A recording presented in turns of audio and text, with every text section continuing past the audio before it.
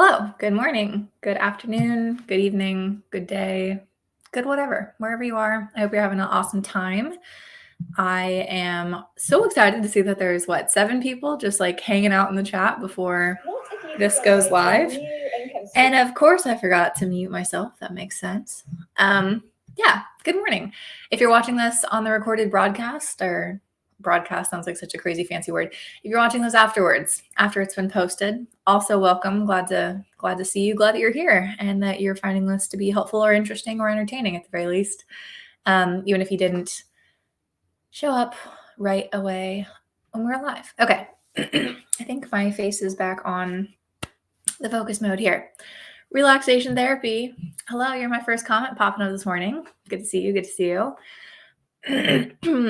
I am dying this morning. We'll see how long I can talk. I didn't realize that my a little bit of a fall season cold that's happening is really affecting my voice as much, but that's okay. Anna Fedulova, good to see you. Glad you're here. We also have Abed Nasser, sorry. Good morning. Waving. Hello. Yeah, so I'm just stoked to hang out with you guys again. This is week 3 of doing this, I think. This is fun. We've got Ayub Manawat. Hello. Hi there.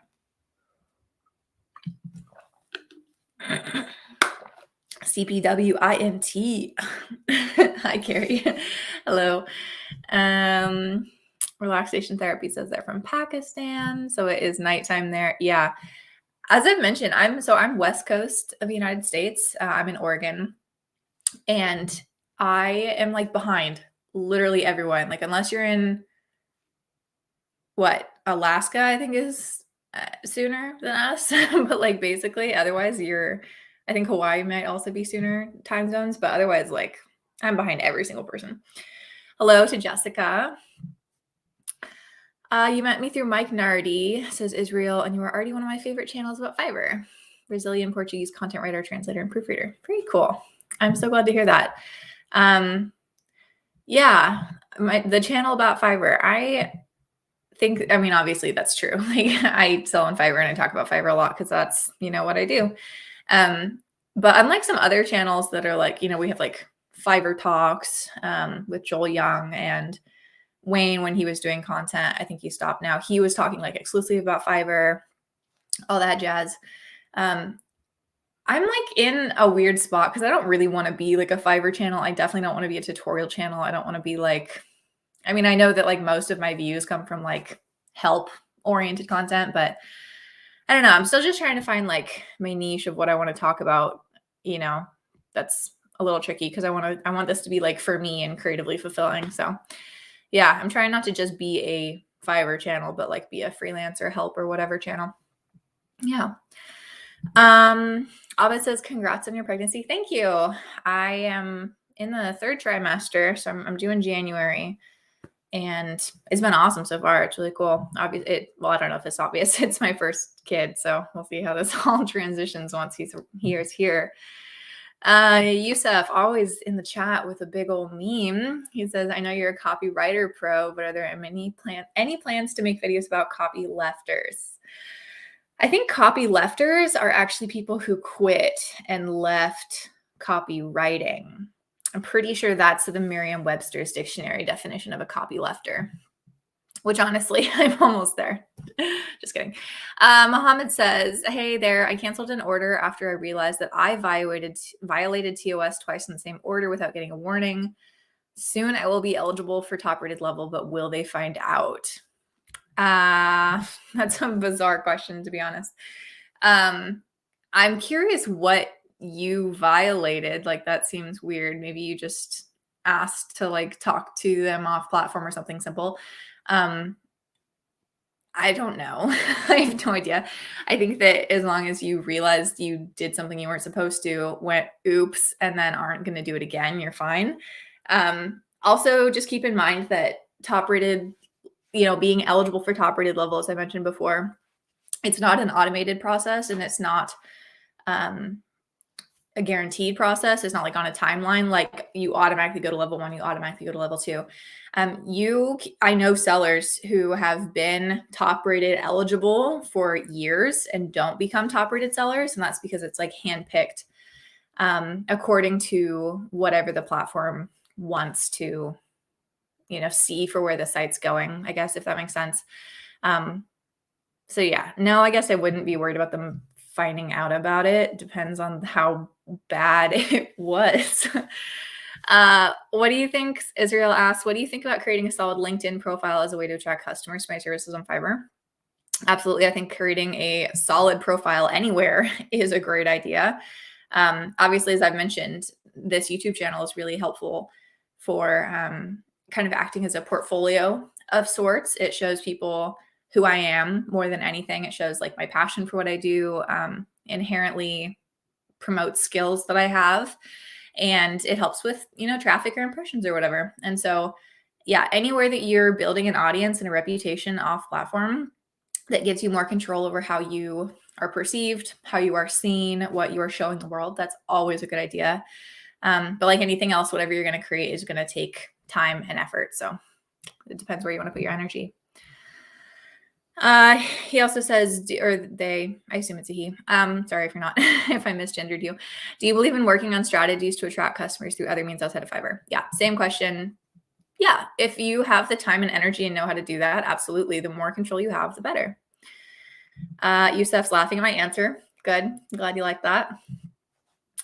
JR Gamer, hey ma'am, I've seen some of your videos about Fiverr and your videos helped me to get my first order. Thanks a lot. I am so glad to hear that. I have heard that a lot. Like, that's really exciting that, enough people, because I assume like more people have used my advice and have seen results than like, take the time to come back and comment on a video or whatever. Like, so the number of people that have left that comment and have said it actually helps you and like it adds value for you, like that's so awesome. I'm really glad that I can like, help everybody have that kind of experience. So yeah, I'm really glad to hear that. Don John says, how long will it take to get your first order? That's an impossible question to answer, and I get that a lot. It's literally impossible.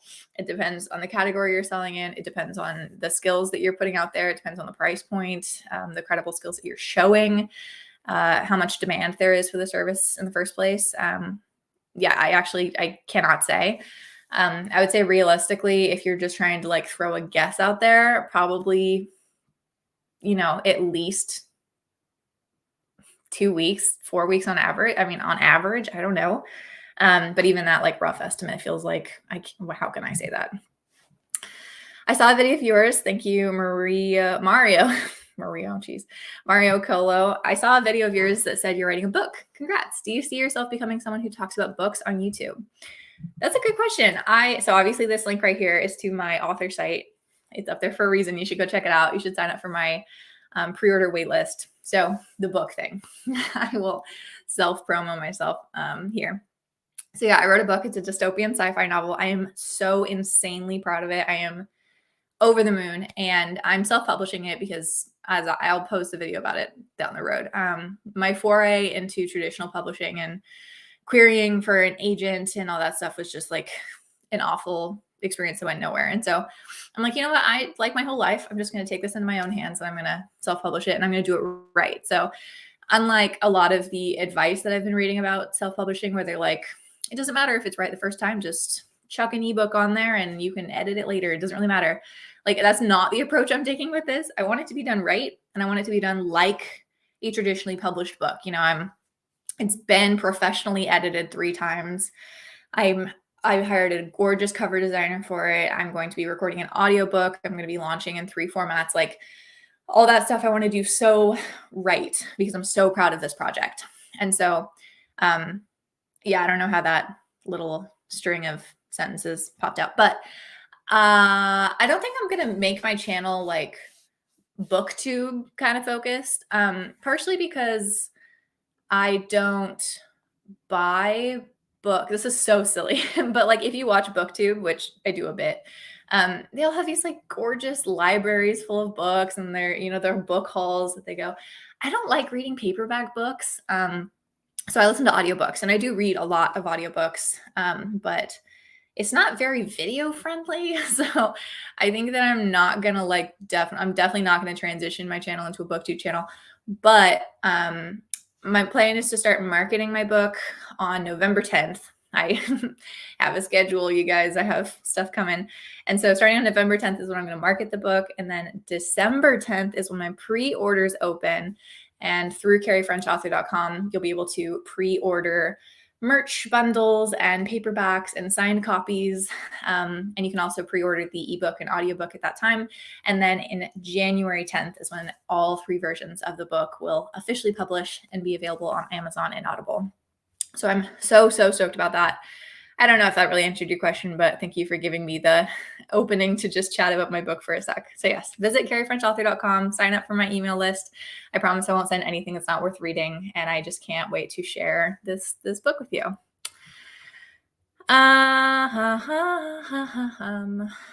Here we are.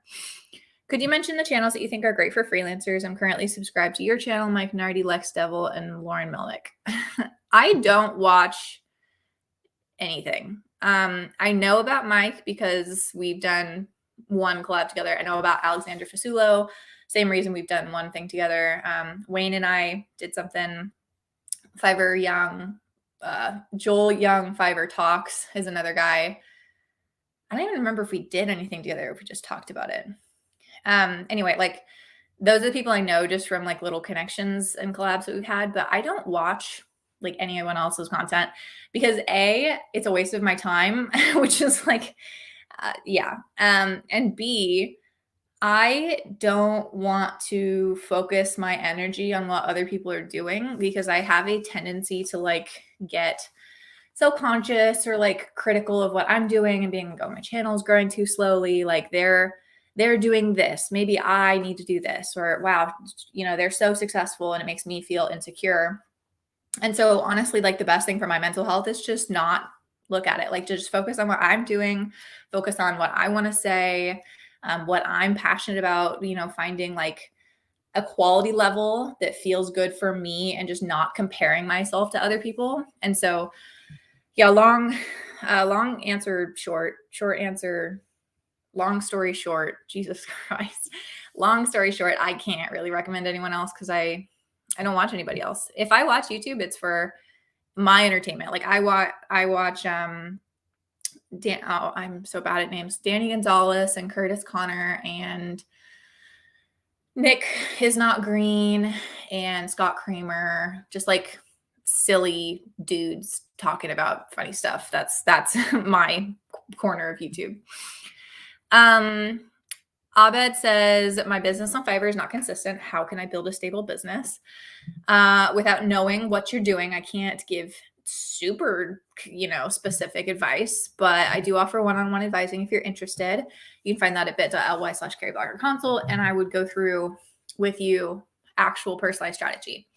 The general advice is, I wonder if I change my Wi-Fi, if this is going to like kick me out of the stream. Is that worth doing? I just realized I'm on my bad Wi-Fi and it's a little bit of uploading errors. Do I want to take that gamble? Yes. Okay. If I leave you guys for a sec, that's why.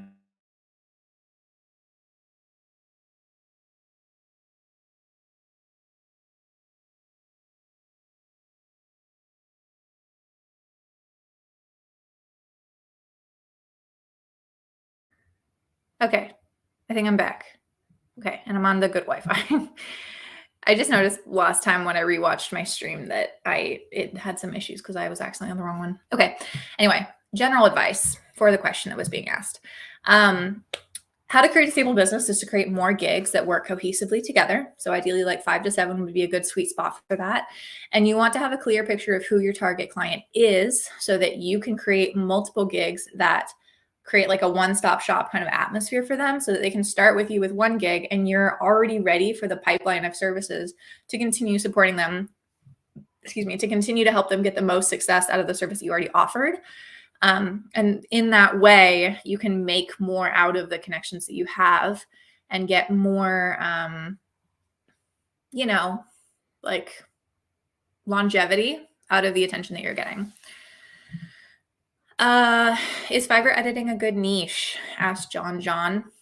If you're good at it, like that's where you should start. Start with where your passions are, start with where your skills are. Fiverr, or sorry, what do you say? Video editing is not a niche, that's a service category. So just like linguistically, let's make sure we're on the same page here. Because a niche might be YouTube video editing or short ad reels. That editing, that's different than video editing, which is a service category. So no, that's not a good niche because it's just a service category in general. Anna said, have seen your videos about pricing lately? Thank you for those. One question still bothering me. How many weeks ahead is it better to tell your permanent clients that you're increasing your rates? It depends how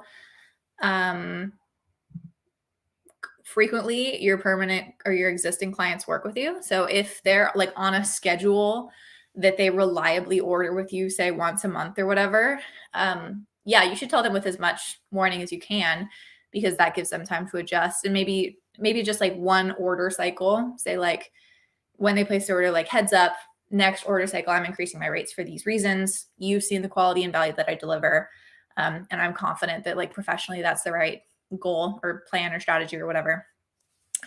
If they don't order with you on a schedule, then I would just change them. And across the board, in my experience, people just pay the new rate. Like they know what you're worth. They've seen it. If it really is accurate that you should be charging more, then they're like, okay.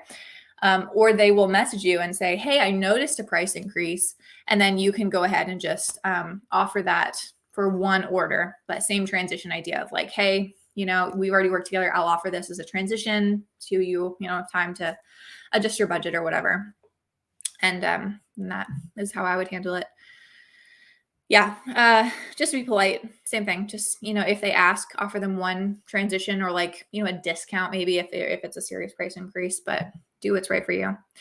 Gaurav says hello, and I say hello right back. Yeah, thanks for taking care of that. Hi, Carrie. Could you suggest something for a situation when the Fiverr algorithm shifts your gigs from the first pages to the very last one? Oh, no. All my gigs have suddenly thrown back the last pages, says Nuon. That is honestly most likely, according to what I've heard. I don't have the real inside scoop, but I have some hints internally. That's probably from bad customer feedback, whether that happens publicly or you had a string of bad internal feedback from clients. I've heard that that's like client success is the number one like algorithm driver, which makes sense because honestly, the platform wants to be promoting people who are creating the best outcomes for their clients and being the most successful. So if you suddenly see a giant drop, I would personally assume that is from some bad experiences or something that's not working with your client interactions. And so you've got to do some soul searching there and kind of be realistic about how to make that change.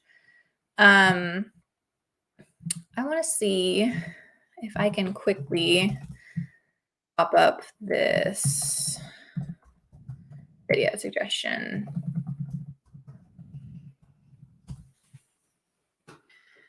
Okay, so there we go. This video right here, if you got a bad review on Fiverr, do this video I super recommend you watch that. This obviously I made the video like about if you get a bad forward-facing review or if you know that like the client had a bad interaction with you, but you can take these tips and kind of apply it to assuming you got bad internal feedback as well. Good morning, says Tom. You have great videos about self-employed taxes. Do you complete your own taxes or do you recommend an accountant? It's funny. I don't know if you're just asking this for like everybody else, but if you've seen my video about self-employed taxes, then you know that I don't do my own taxes and I do have an accountant. But only for tax purposes. Like I don't hire a bookkeeper. I can do that myself. Like my tracking of finances is not that complicated. What is complicated is the self-employed tax estimates and making sure that I'm paying quarterly enough so that in April I'm not totally screwed, which I have been in the past. So quick summary of my tax situation. or I guess watch those videos. But in the past, there was one year that, and every time I make the video, I forget. I have the worst memory. I just don't care about things, so I forget. It was like $7 or $8 or some $1,000 that I owed, like a crazy amount of money.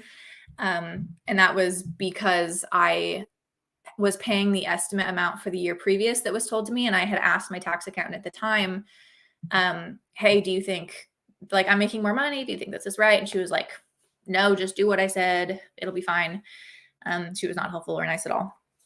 And then in April, I realized that I had made considerably more money than I had the year before, which I didn't really realize I was making like that much more money.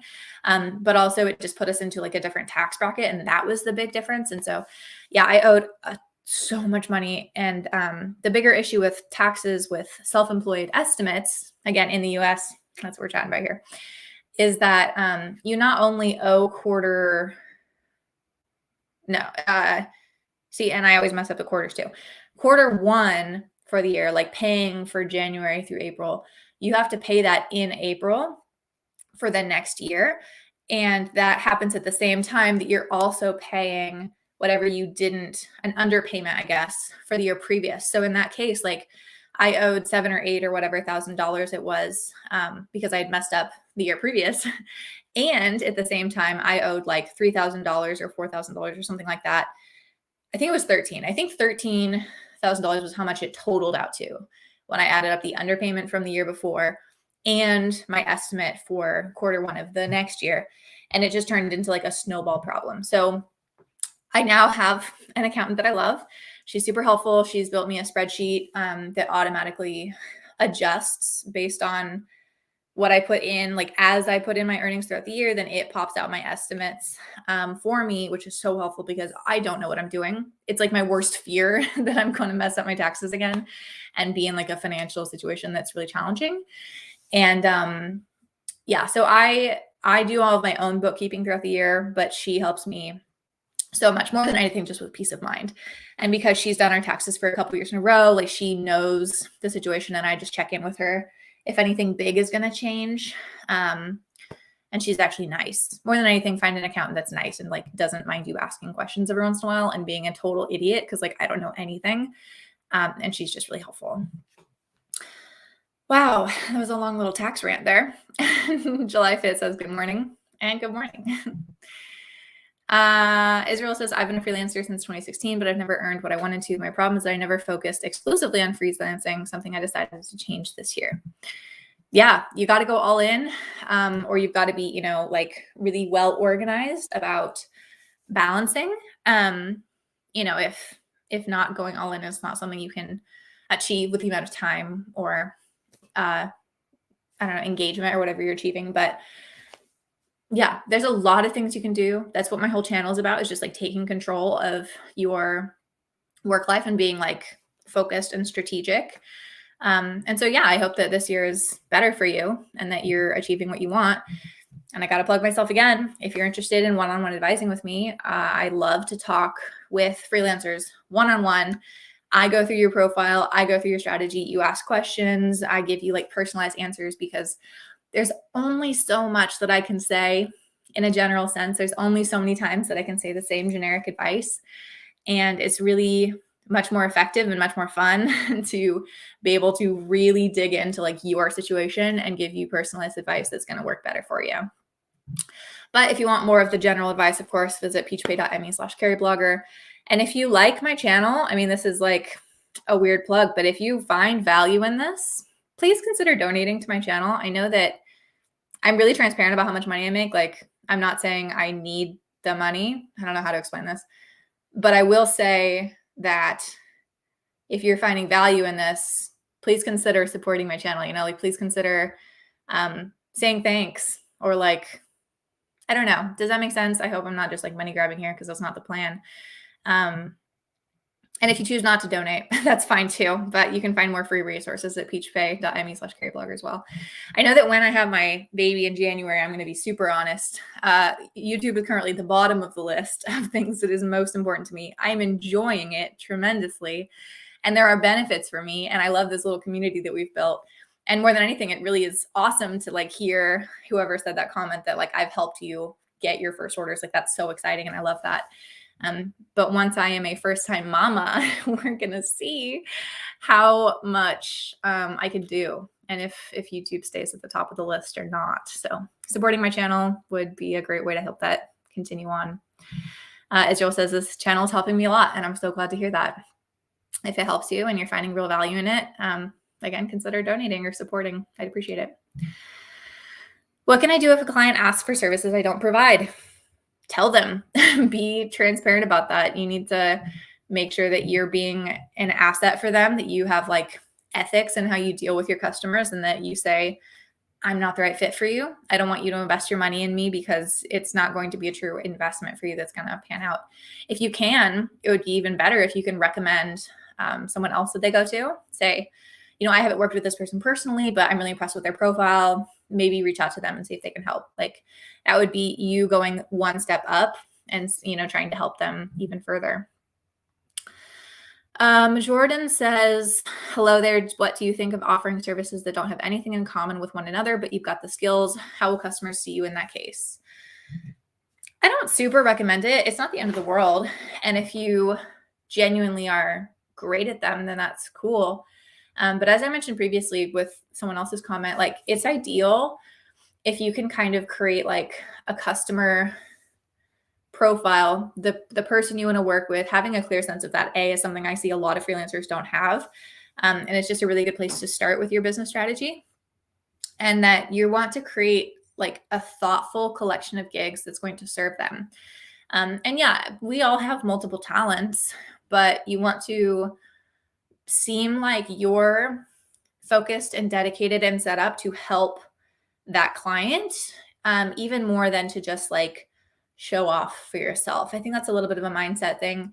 If you want your business to be truly client focused, think about what the client needs and start there in terms of how you orient your services. But I'm not saying that you shouldn't or can't, I guess can't is a better word, offer a variety of services that don't link together, but just keep that in mind.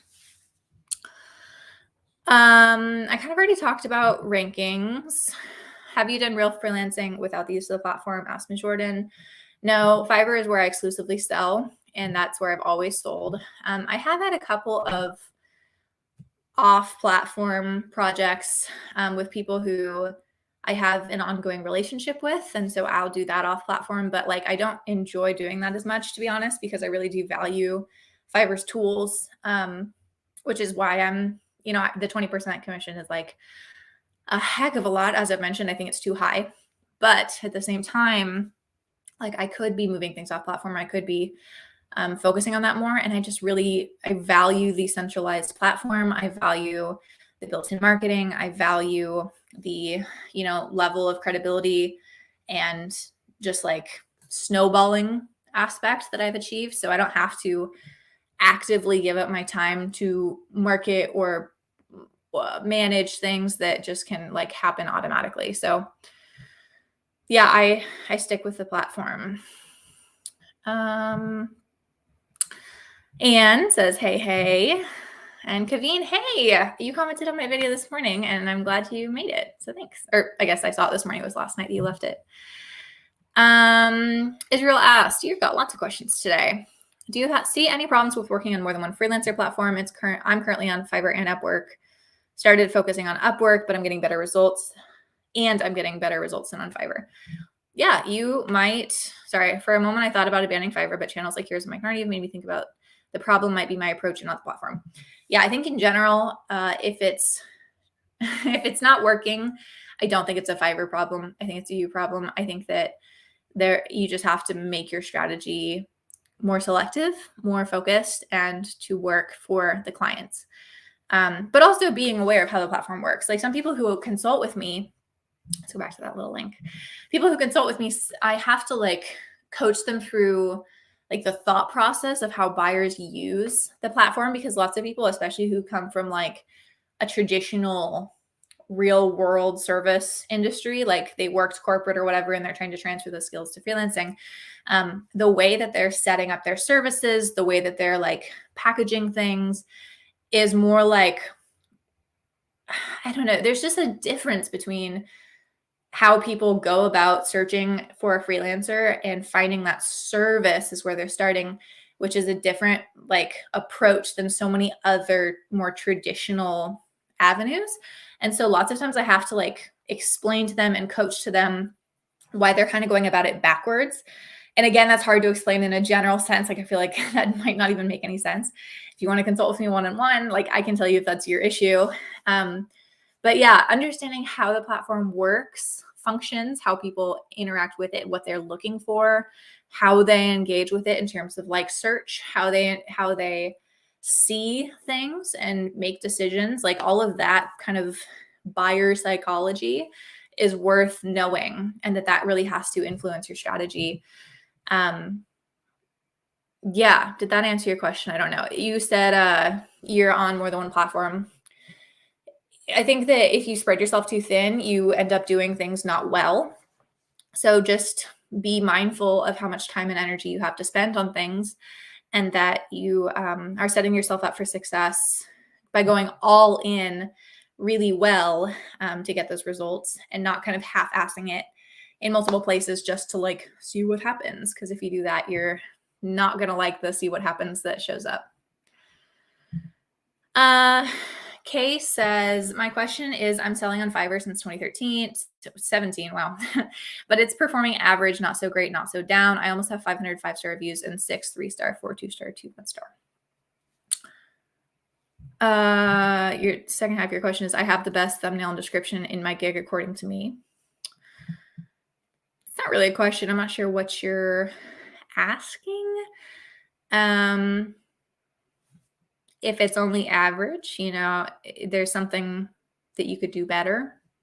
I can't tell you until you consult with me one-on-one. I'm sorry. Mr. Creative asks, is affiliate marketing a good way to earn money? It's not going, I mean, I'm sure that like anything else, if you put your whole heart and soul and strategic oomph into it, yeah, you can make good money out of it.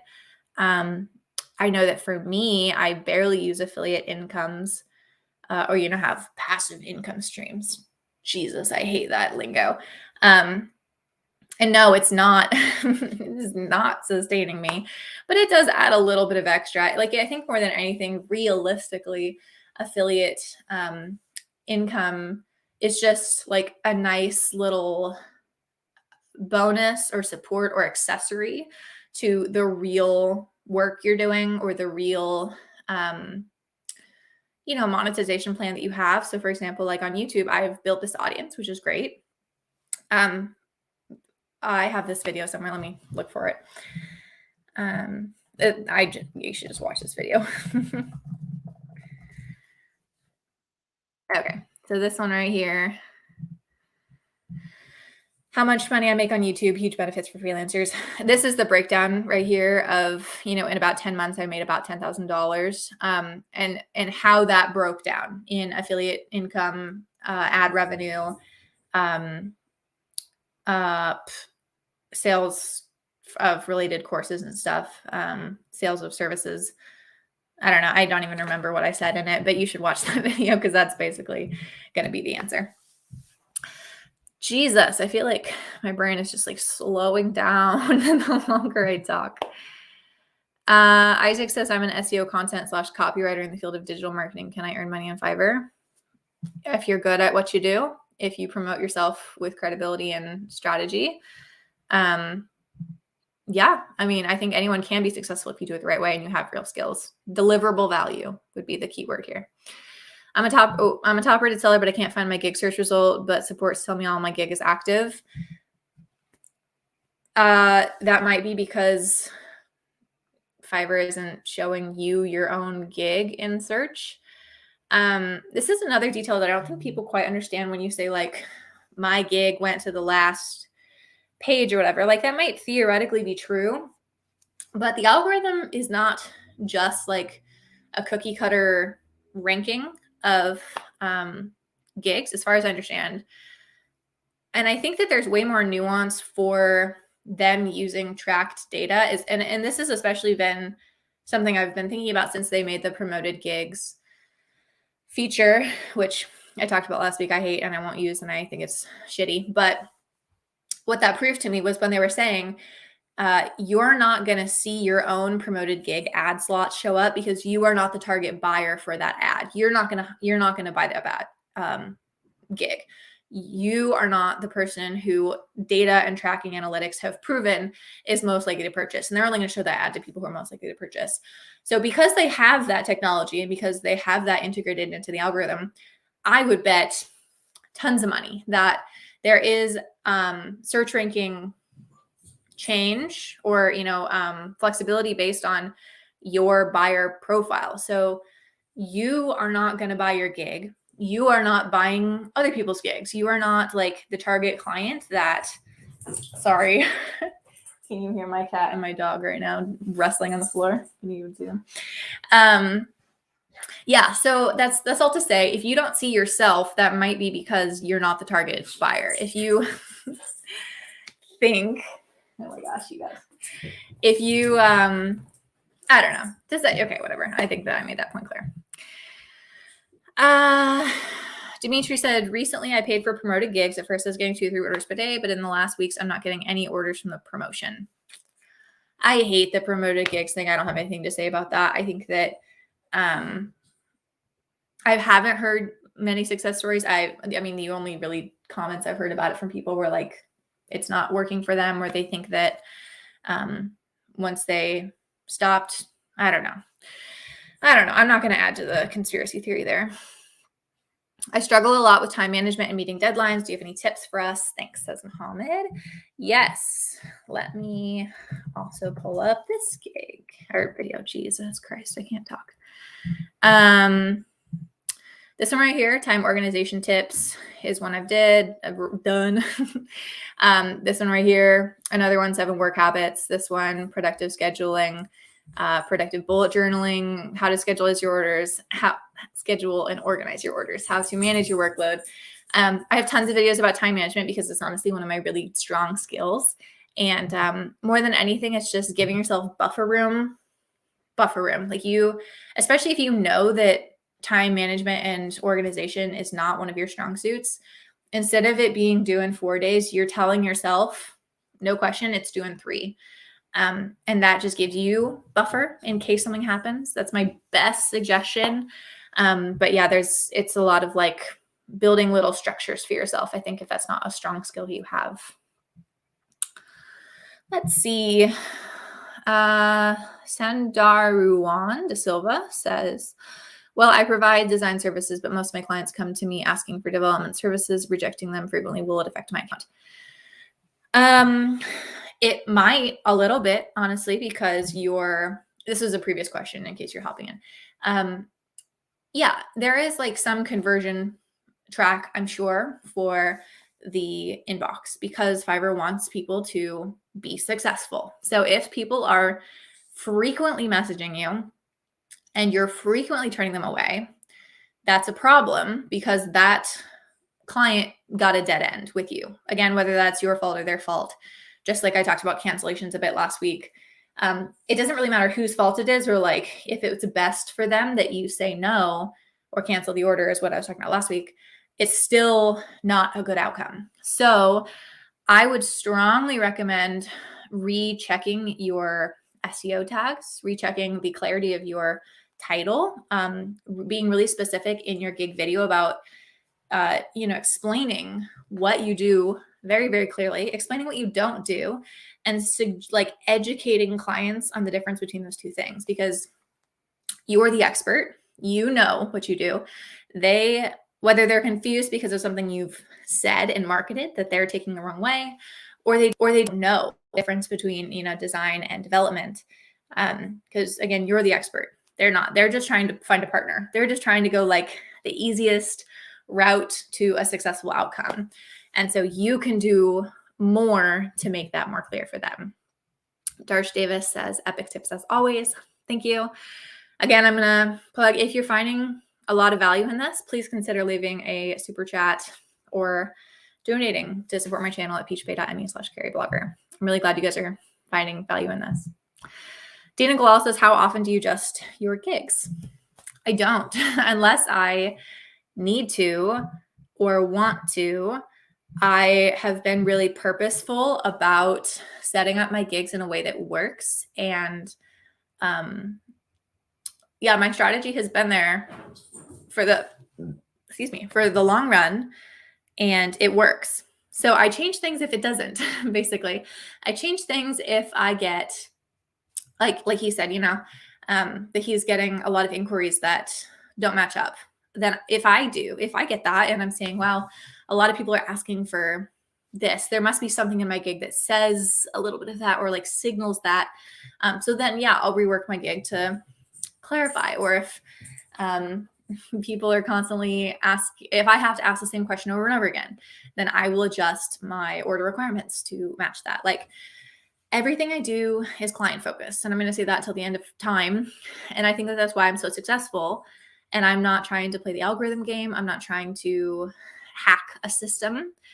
I make strategy first that focuses on what clients need and what is integral and like authentic to me and what I want my business to look like and what I want to offer. And by putting those two things together, really people focused, that helps me be really successful. And it just continues flowing. So I only make changes if they need to be made. Umanga says, how many hours per day are you working? I typically work every day a little bit. So my sweet spot is about 2 to 4 hours every day. And it depends. Yesterday I worked for 2 hours, I think, in the afternoon. Today I have a full website project, a 6-page website. So that'll probably stretch into 3 or 4. Some days I'm more busy, and if I have like 3 small orders, that might stretch into 4, maybe 5. But yeah, 2 to 4 is a sweet spot. But October right now has been slower, which is so nice because it gives me extra time to work on my book. Good, Isaac. I'm glad you got the answer you're looking for. Krishna said, just want to say thank you, Carrie. You actually had developed my tagline for my company 2 years ago, and it's mentally helpful. That's cool. That's fun. I'm glad you came back. Yeah, I enjoyed doing those taglines and slogans for a bit. But like all things, I just, my services kind of like flow again with like what I want my business to look like. So I really enjoyed writing taglines and slogans for a bit. I also enjoyed brand naming with that, but for a much shorter time, because I found that clients were not as good to work with with brand naming, because it's just like so subjective and people have such a hard time. I don't know. I really felt like that was kind of a dangerous ground to be treading in, and I didn't want to have that dangerous ground in my business. So yeah, and then I kind of just got a little bored of it, or like it just wasn't like as creatively fulfilling. And so I have since gotten rid of the slogans and taglines, but it was fun while I did it. It might add back in later. Gathri says, hey, hope you're doing well. Hey, Adi Agarwal, thank you so much for the super chat. That is super, super nice of you. And it's really nice to see your comments on videos. It's really nice that you're here. It's really nice that you did that. That's very, very cool. And thank you so much for supporting my channel. You just made my day. Thank you. Gaffrey says, thank you so much for creating quality content. You're helping so many people. Thank you. Honestly, that's what I want. And I want this to be like everything else. I want it to be authentic and genuine and like valuable. I'm not doing this for, I don't know. I just want it to be valuable to you guys. So thank you. I'm an experienced copywriter, but new to Fiverr. Do you have any advice or a video that will help me get up to speed on Fiverr? Says Johnny Zero. Yeah, check out everything, basically. Also check out this if you're interested in one-on-one consulting with me. Let's pop up this other video so you know what thumbnail to look for. This one right here is my ultimate, it's like 38 minutes long, ultimate Fiverr tutorial. Walks you through every SEO, setup step that you should consider. I also broke it down into the 4 individual parts if you just want to watch them part by part, but really you should watch the whole thing. But yeah, my whole channel, there's so many things on here that's going to help you out, that's like Fiverr specific. And as I mentioned, I don't want to be a Fiverr channel. I don't want to be a tutorial channel. But yeah, I do have a lot of content on here that's going to be helpful for you. And if you want one-on-one advice, strategic consulting, personalized suggestions that aren't just generic, then definitely consult with me. Anne says, I've had a really successful week on Fiverr. Yay. I'm looking to raise my prices. In a way, I think it will slow orders down. How do I not put off my clients when I raise my prices? Okay. I always say your time is like just as valuable as the money that you are earning, which takes a little bit of a mindset shift for that, but let's just agree to agree with that. So I always use this as an example because that's what I did for years of my business. If you are too busy, right? That's the ultimate line. You know you're delivering value, as in you're seeing tips from clients. People are saying, I received extra value. I received more than I was expecting. This is such a good deal. Like those kind of comments. Wow, I'm so impressed. I didn't think this was, this is more than I thought I was going to get. And then if you're too busy, those are the three things. If you tick all those boxes, then it's probably time to raise your prices. Here's the,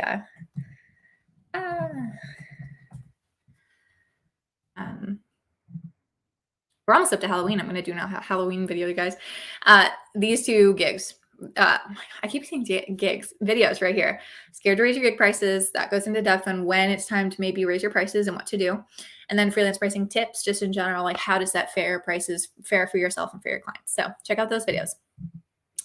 What was I going to say? Okay. If you are too busy, that's it. People don't see value. You are ready to raise your prices.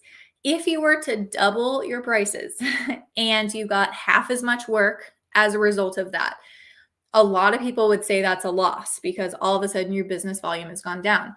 But I will say very, very clearly that that is a win. That is your strategy. That is what you wanted because your time is valuable and because you're trying to create a system that works better for you in terms of being manageable and lucrative for time and money.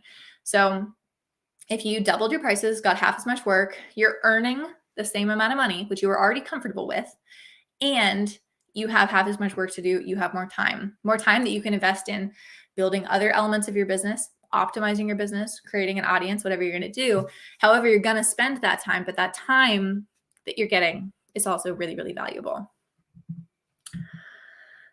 Thank you so much. Your information is very helpful. Thank you. I'm so glad to hear that. And again, if you are finding real value out of this, consider donating at peachbeta.me/Carrieblogger to support my channel, or leaving super chat would be super, super nice and awesome.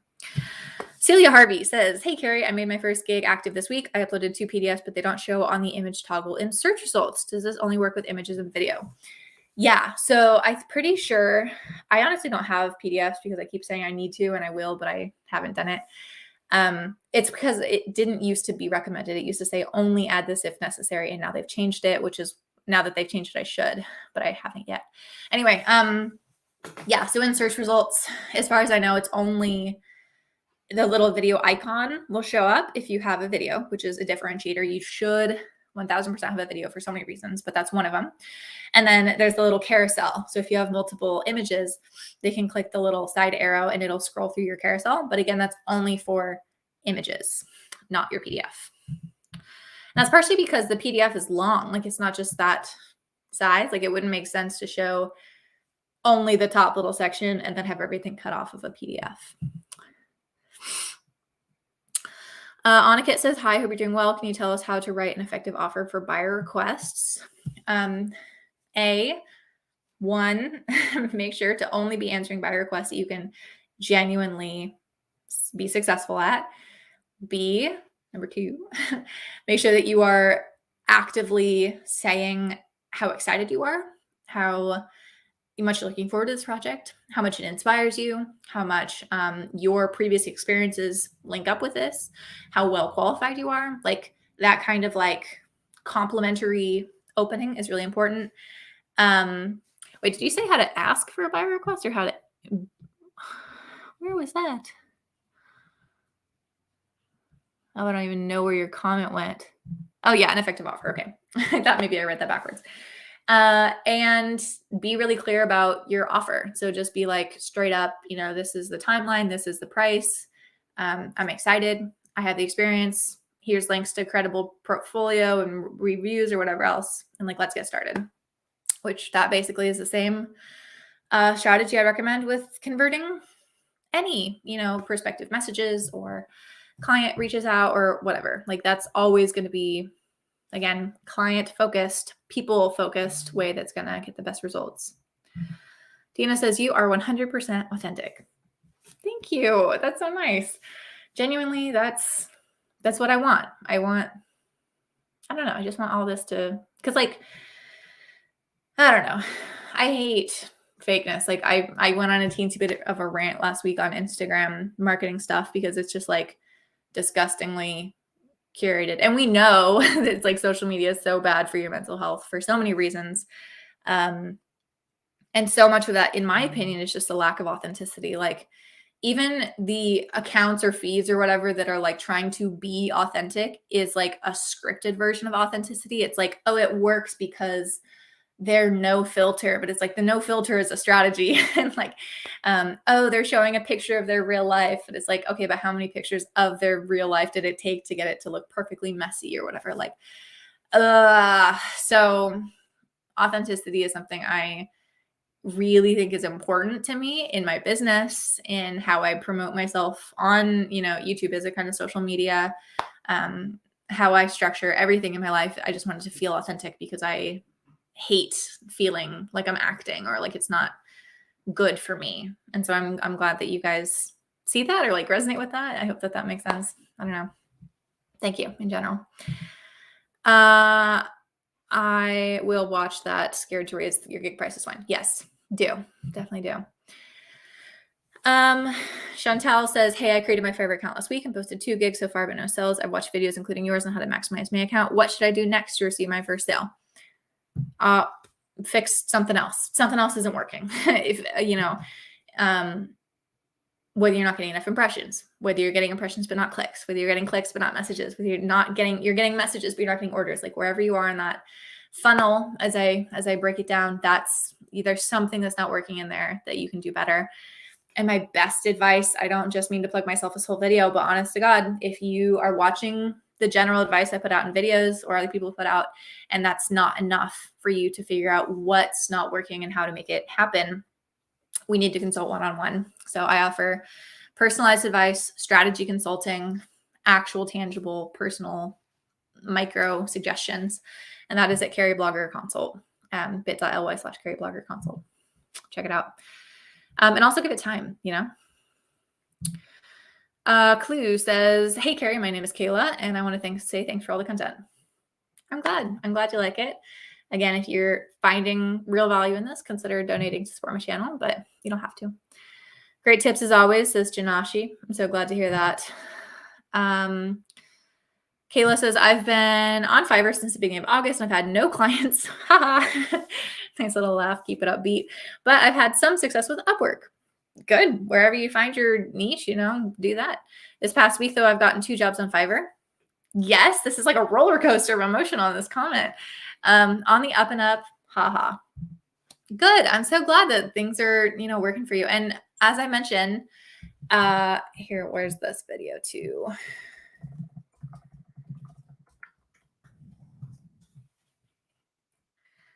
Okay. This bad boy. So this video right here, before you quit your job, that's worth looking at. That's, I tried to be down to earth. Let's talk nitty gritty reality of what's going on here. There's a lot of like, what's it? Gaslight, girl boss, gatekeep vibes going on. And lots of just like people want you to quit your job and think you're going to be a millionaire overnight. And maybe, I mean, I know I'm really successful and there's a lot of other people who are inspiring success stories, but chances are it's going to take time and chances are it might not turn into anything if you're not really doing it right. So that's the first one I recommend watching. And then the other one is Why Most Freelancers Fail. There's a lot of really common mistakes I see with people that I consult with. So top 5 mistakes, make sure you're not making them. And then the Fiverr yay or nay. If Fiverr specifically as a platform is going to work for you, because like you said, you're also on Upwork and maybe that work style of how the platform functions, which is different than Fiverr, is going to work better for you. So yeah, you might check out those 3 videos that might be interesting for you and add a little bit more context.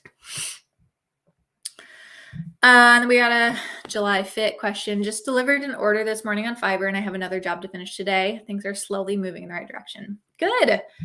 See, like, I am stoked on like the positive comments we've got going today. That's really exciting. And things take time. Things, just like I mentioned, I've heard internally from Fiverr that like one of the best things to promote success in the algorithm and search results and whatever is client success. So it's like the age-old question of how do you get a job without having a job? Like, they're looking for job experience so that you can get a job, so you can get a job. Like, getting the first one is really hard. That's true in the real world. That's true in the freelance world. But the good news is, once you can get your strategy dialed in, once you get your professional persona really credibly and authentically and genuinely to come through and shine for your clients, you will get that first order. Like, there's so many ways to build trust and get people excited, and to really like, it's trust to trust you, even if you don't have those reviews yet.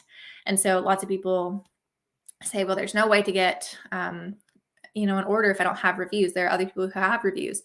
Reviews are just one metric of your success and what you can do.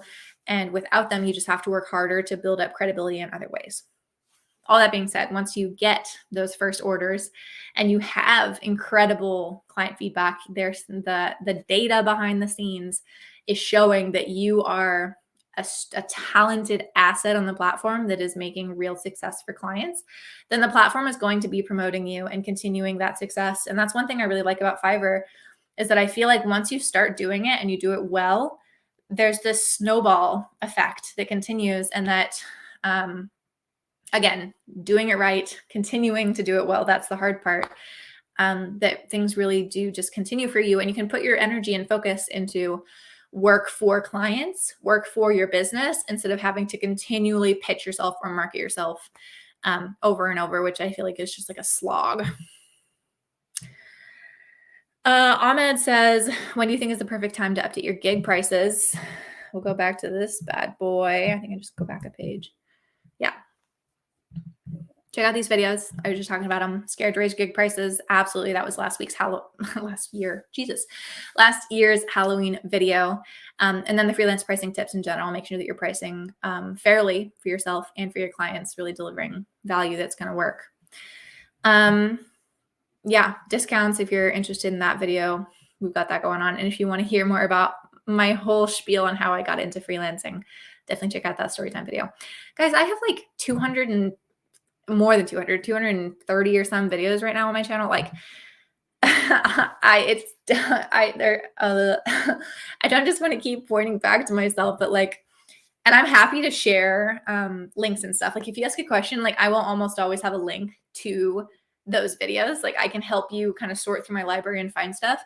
But I have answered so many of these questions, like almost all of these questions. It's rare I get a question now that I haven't actually talked about in a previous video.